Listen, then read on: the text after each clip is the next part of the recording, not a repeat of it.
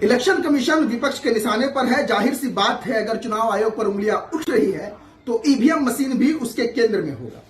2024 के इलेक्शन के बाद से भाजपा से ज्यादा इलेक्शन कमीशन और ईवीएम ओपोजिशन के निशाने पर रहा है, लेकिन चुनाव आयोग हमेशा से अपना स्टैंड मजबूती से रख या दावा करती रही है कि वह पारदर्शिता के साथ चुनाव में तकनीक का अधिक इस्तेमाल कर रही है।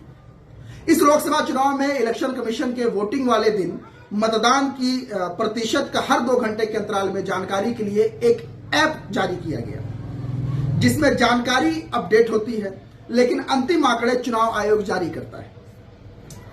आज के वक्त में तकनीक इतना आगे जा चुका है कि वोट प्रतिशत की गणना 24 से 48 घंटे के अंदर बहुत आसानी से की जा सकती है। अगर मेरी याददाश्त दुरुस्त है तो जिस दिन हम वोट देकर आते हैं उसके अगले सुबह हम विधानसभा हो या लोकसभा क्षेत्र, उसमें कितना प्रतिशत मतदान हुआ अखबार की हेडलाइन में पढ़ा करते हैं। लेकिन इस लोकसभा इलेक्शन में मामला थोड़ा उल्टा लग रहा है। 26 अप्रैल यानी मतदान के दूसरे चरण वाली देर शाम में चुनाव आयोग द्वारा जारी 60.96% मतदान होने की तस्दीक करती है, लेकिन अगले 4 दिनों में यानी 30 अप्रैल को यह आंकड़ा बढ़कर 66.71% हो जाता है। 4 दिन पहले चुनाव आयोग जहां लगभग 60% वोटिंग की बात कर रही थी, 4 दिन बाद यह आंकड़ा लगभग 66% कैसे हो सकता है? विपक्ष की नजर में चुनाव आयोग की यह गलती देश की राजनीति और जनता के बीच कौतूहल पैदा करने के लिए काफी है। जो विपक्ष ईवीएम का विधवा विलाप हमेशा करती रही हो, उस विपक्ष को मजबूत हथियार मिलता हुआ नजर आ रहा है। ऑपरेशन का मानना रहा है कि ईवीएम मशीनरी चीज है और इसके साथ छेड़छाड़ आसानी से की जा सकती है, और यही वजह है कि ईवीएम के विश्वसनीयता पर सवाल खड़े होते रहे। 2019 के लोकसभा चुनाव के नतीजों ने एक वक्त मेरे अंदर भी यह शक पैदा कर दिया। फिर कोविड का दौर आ गया।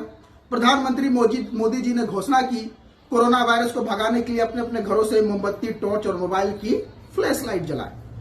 लोगों ने प्रधानमंत्री की बात को इतना दिल से ले लिया कि मोमबत्ती, टॉर्च तो दूर की बात है, लोग सड़क पर निकलकर फटाके फोड़ने लगे। फिर उस वक्त लगा नहीं, कोई ईवीएम सेट नहीं हो सकता। मोदी जी ने करोड़ों जनता को सेट कर रखा है। अब इस जनता के बीच लॉजिक नहीं चल रहा, बल्कि मोदी मैजिक चल रहा है। फिर कोरोना में बेतहाशा मौतें हुई, मेडिकल सिस्टम कोलैप्स हो गए, बेरोजगारी, भूखमरी, सड़कों पर सैकड़ों किलोमीटर पैदल यात्रा, गरीब को भेड़ बकरियों की तरह सड़कों पर पीटा जाना, भीड़ पर सैनिटाइजर का छिड़काव करना। वहां से फिर प्रधानमंत्री के ग्राफ में कमी होने लगी। फिर देश में नया पॉलिटिकल गेम देखने को मिला। जिस स्टेट में भाजपा चुनाव हार जाती, फिर उस राज्य में ऑपरेशन लोटस शुरू होता।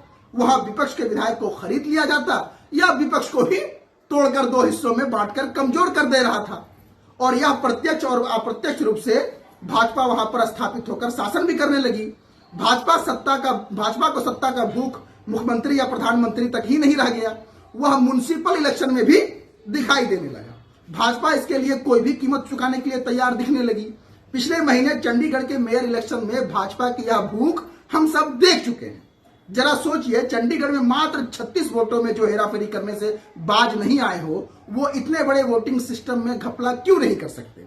अगर वाकई में ऐसा होता होगा, ईवीएम सेट किया जा सकता होगा, तो इसमें कोई दो राय नहीं है कि ये लोग नहीं करेंगे, बिल्कुल करेंगे। जो पार्टी तोड़ सकते हैं, जो विधायक तोड़ सकते हैं, जो विपक्षी दल को तोड़ सकते हैं, जो पार्टी मेयर चुनाव में पर्ची सेट करा सकती है, वो सत्ता में रहने के लिए कुछ भी कर सकती है। एक वोटर के तौर पे, एक जिम्मेदार नागरिक के तौर पर मेरे कुछ सवाल हैं। आखिर मतदान प्रतिशत जारी करने में चुनाव आयोग ने देरी क्यों की? चुनाव आयोग में ईवीएम के मतदान प्रतिशत तैयार और जारी करने वाले अधिकारी कर्मचारियों की तरफ से गंभीरता क्यों नहीं दिखाई गई?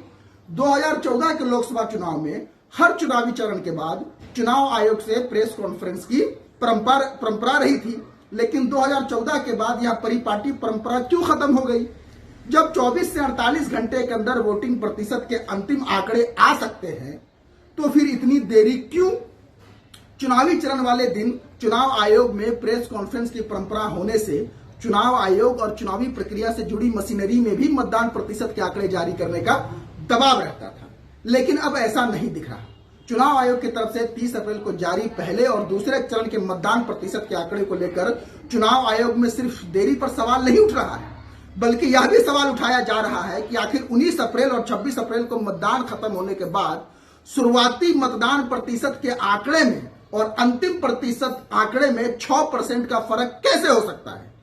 इधर मोदी जी ने 400 पार का नारा दिया है, लेकिन उनके चुनावी भाषणों में पिछले 10 वर्षों में किए गए कामों की चर्चा बिल्कुल भी नहीं है, बल्कि हिंदू मुसलमान मंगलसूत्र और डर के अलावा मोदी जी के चेहरे पर कुछ दिखाई नहीं देता।